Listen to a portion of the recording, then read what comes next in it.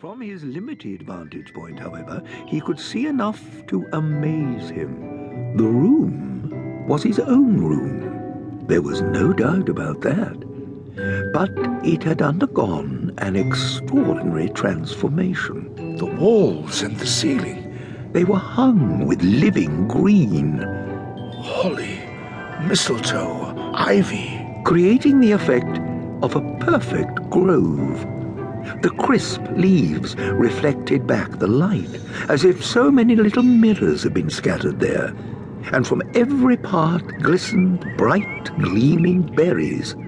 Heaped up in the corner, to form a kind of throne, were turkeys, Geese, poultry, great joints of meat, long wreaths of sausages, suckling pigs, mince pies, plum puddings, barrels of oysters, red-hot chestnuts, cherry-cheeked apples, juicy oranges, luscious pears, immense cakes, and seething bowls of punch that made the chamber dim with their delicious steam.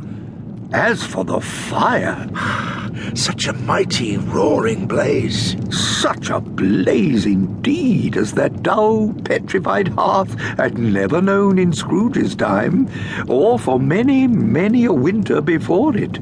Come in, Ebenezer Scrooge, come in, so that I can be made known to you. Scrooge nudged himself forward an inch or two, and glanced upwards, briefly.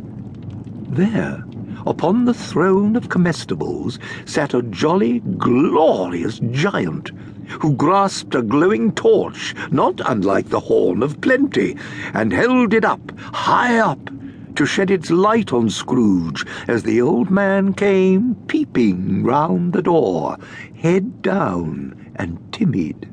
Come in, I say. Scrooge came in. The spirit's eyes were clear and kind, but Scrooge had no wish to meet them. He was not the imperturbable Scrooge that he'd hoped to be a little while before. Look upon me. In a state of reverence, Scrooge obeyed. The spirit was clothed in the ample folds of a simple green robe, bordered with white fur. Its feet were bare, and on its head was a holly wreath, set here and there with shining icicles. Its dark brown curls were long and free. Its face was genial, its eyes sparkling, and its demeanour unconstrained and joyful. Girded around its middle was an antique scabbard, which was eaten up with rust, and which contained no sword. You have never, perhaps, seen anyone quite like me. Never. You have never, perhaps, associated with the younger members of my family. By younger members, I should explain, since I am very young, I mean those brothers of mine, elder brothers, who were born in recent years, if you understand me. I don't think that I've met these brothers of yours. No, afraid not. Have you many brothers? More than 1,800. Huh? To be precise, 1,842. Ah, one for each year. You are right. One for each year. It's a tremendous family for someone to look after. Yes, indeed.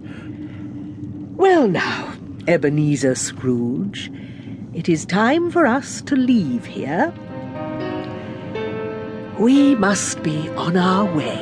I rather imagined we would be. Conduct me where you will, Spirit. Last night, I was obliged to go forth with a representative of your spirit world, and I was taught a lesson which I hope I can take to heart.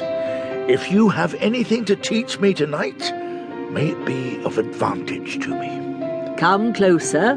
Hold on to my robe. Scrooge did as he was told. I'm holding on.